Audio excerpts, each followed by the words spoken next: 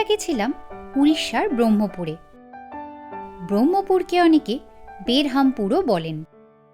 ব্রহ্মপুর একটি tourist location এবং সেখান থেকে ফেরার সময় ব্রহ্মপুরের রেলওয়ে স্টেশনে আমরা সেখানকার রিটায়ারিং রুম বুকিং করেছিলাম এবং সেটাই এখন আপনাদের সাথে শেয়ার করছি। ব্রহ্মপুরের রিটায়ারিং রুমটা হলো সেখানকার 1 নম্বর প্ল্যাটফর্মে। আমাদের ট্রেনের টিকিট ছিল 3rd এসিতে।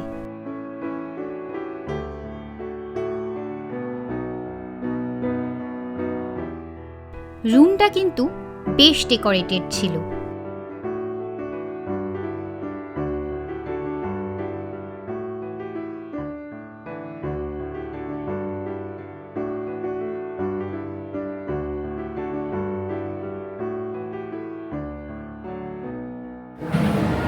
বাথরুমটা দেখাই। বাথরুমটাও সুন্দর, আয়না আছে, আর সব আছে, শাওয়ার আছে, স্নানও করতে পারবেন এবং যথেষ্ট পরিষ্কার। জানলা আছে, ইভেন এক্সস্টও আছে, সব কিছুই আছে, খুবই সুন্দর। ক্লিনিংও করতে এসেছেন।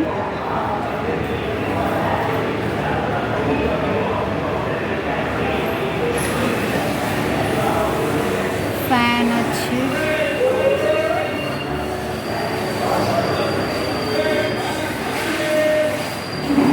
ব্রহ্মপুর থেকে আমাদের ট্রেন আছে মাঝ হাওড়া সুপারফাস্ট মেল, হাওড়া পর্যন্ত। তো ট্রেনটা কিন্তু আমরা ভেবেছিলাম 4-5 ঘন্টা লেট থাকবে, তো সেই জন্য আমরা রিটায়ারিং রুম নন এসি সেটা বুকিং করেছি। তো সেটা কিন্তু খুবই সুন্দর কন্ডিশনে আছে এবং খুব পরিষ্কার, ওনারা এসে পরিষ্কারও করে দিচ্ছেন, মানে বাথরুমটাও ক্লিন করছেন, রুমটাও ক্লিন করে দিচ্ছেন একদম।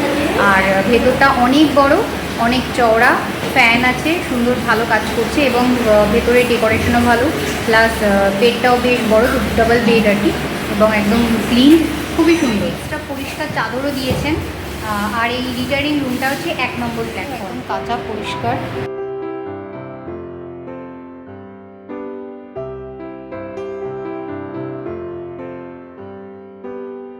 চকচকে করে ওনারা পরিষ্কার করে দিয়েছেন, শুধু একটু মশা আছে, তার জন্য আপনারা কিছু ব্যবস্থা রাখতে পারেন, অল আউট রাখতে পারেন। এটা যেহেতু গ্রাউন্ড ফ্লোরে, সেজন্য একটু সমস্যা আছে মশার। আপনারা যদি মশারি ক্যারি করেন তাহলে আপনারা সেটাও ব্যবহার করতে পারেন এখানে। দরজাটাও খুব সুন্দর আর জানলাগুলোও খুব সুন্দর।